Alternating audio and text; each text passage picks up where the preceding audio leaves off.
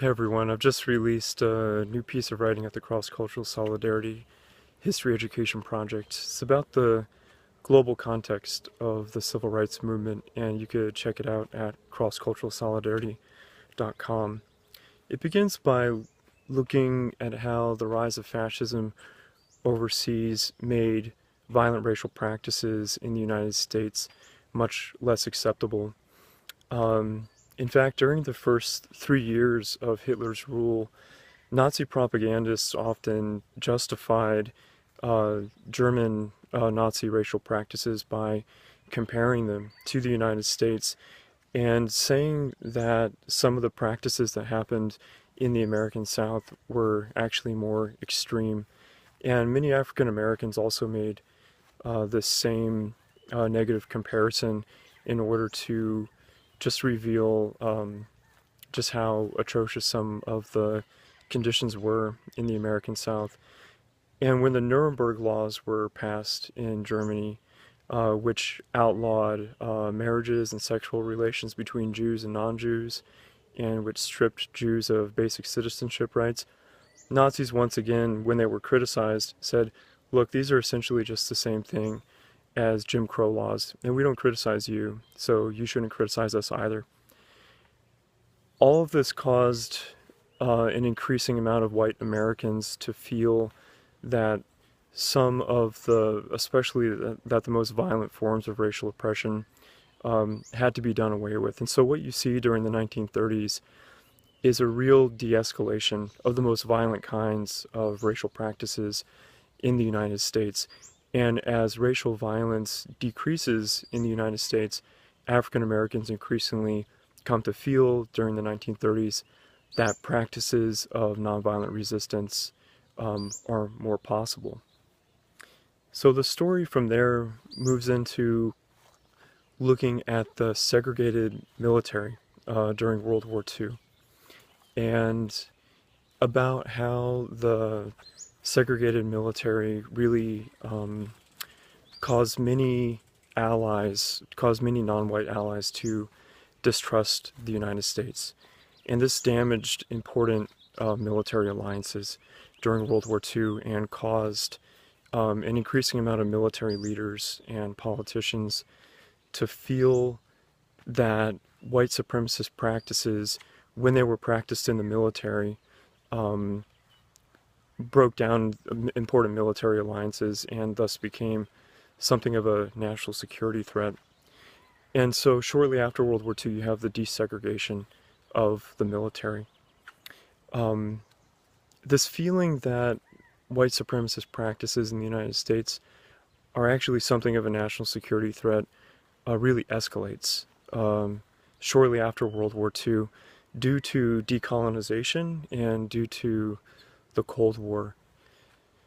So under colonization, when leaders in the United States were negotiating with anything having to do with Africa or Asia, they weren't usually negotiating with actual African and Asian leaders.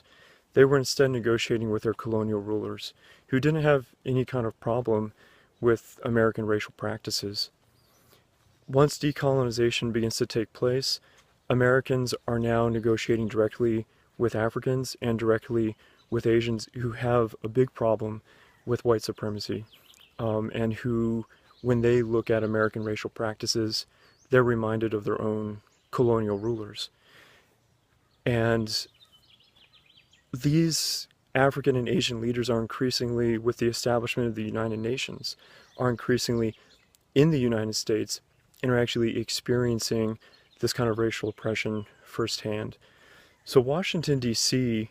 is actually desegregated partly because so many African diplomats are suffering under Jim Crow. And the fact that African diplomats are coming to Washington, D.C. and experiencing Jim Crow is doing an incredible amount of damage to international relations. This is especially true because decolonization is happening during the Cold War.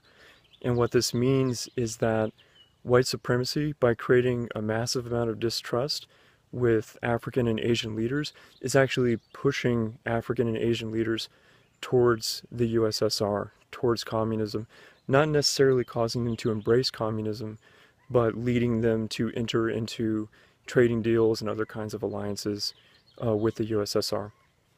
So at this point, it's really felt that not only is the segregated military a problem, but segregation in general is a problem, and racial inequality in general in the United States is becoming a national security threat. So this is all the stuff that's leading up to the civil rights movement.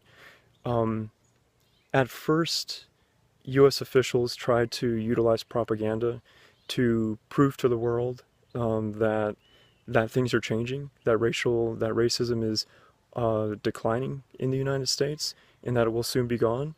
But the fact that so many African and Asian leaders are now coming to the United States makes that propaganda virtually impossible to sell. The USSR, meanwhile, every time there's any instance of racial violence, that's the primary propaganda tool that the USSR had to discredit all claims of American freedom and democracy, and it was a very effective tool. So American politicians can't simply utilize propaganda. They have to make real substantial change. And so the story closes out by actually looking at Brown versus Board of Education, at some of the foreign policy implications of that, and at some of the communications between the President and the State Department with the Supreme Court justices, essentially saying that if the Supreme Court justices don't come down on the side of desegregating schools, that's going to play right into the hands of the USSR. So that decision, of course, is 1954. And the Civil Rights Movement begins 1 year after that, in 1955.